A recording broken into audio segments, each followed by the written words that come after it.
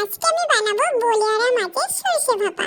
তো বাজার থেকে মাছগুলো নিয়ে আসছি। তো মাছগুলো দেখে বেশ ভালো লাগছিল। আর অনেকদিন হয়ে গেছে এরকম ছোট মাছে না সরষে ভাপা খাওয়া হয়নি। আর ঠান্ডা দিনে সরষে ভাপা খেতে যা ভালো লাগে না, তোমরা একবার ঘরে খেয়ে দেখবে, সে স্বাদ লাগে। আর গরম গরম ভাতের সাথে কি বলবো গাইস।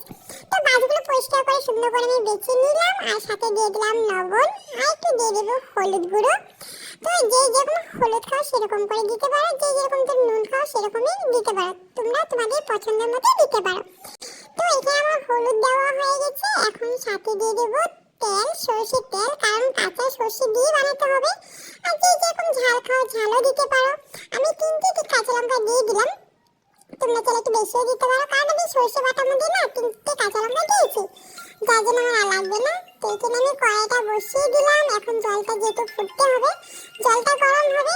তো জলটা গরম হতে হতে আমি কি করলাম, সরষে আর কাঁচা লঙ্কা যেটা ভিজিয়ে রেখে দিয়েছিলাম সেটা পেস্ট করে নিয়ে নিলাম। এখন আমি সরষে কাঁচা লঙ্কা পেস্টটা এখন মাছগুলোতে দিয়ে দিব। আর মাছগুলোতে না দিয়ে আমি সুন্দর করে মেখে নিব।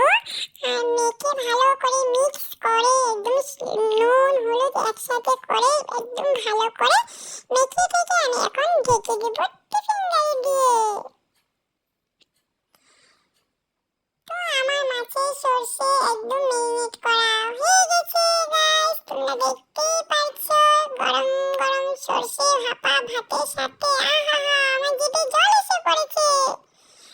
তো চলো গাইস, এখন কিভাবে বানাবো তোমাদেরকে দেখাই একবার ভিডিওটা, নাহলে তোমরা বুঝতে পারবে না। অনেকেই সরষে ভাপায় অনেক রকম করে খায়, কিন্তু আমি এরকম করে ভালোবাসি। তো এখানে কড়াইটা বসিয়ে দিলাম।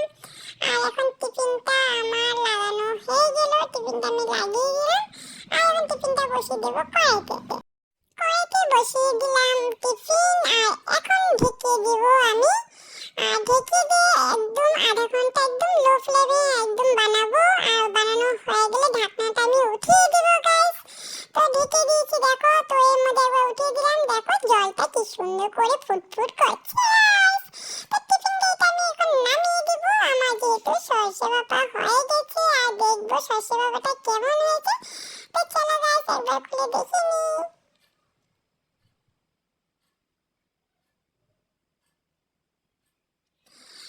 টিফিনটা এখন খুলে দেখলাম, ওয়াও কি সুন্দর হয়েছে গাইস। দেখো গরম গরম খাবো এখন সরষে ভাপা।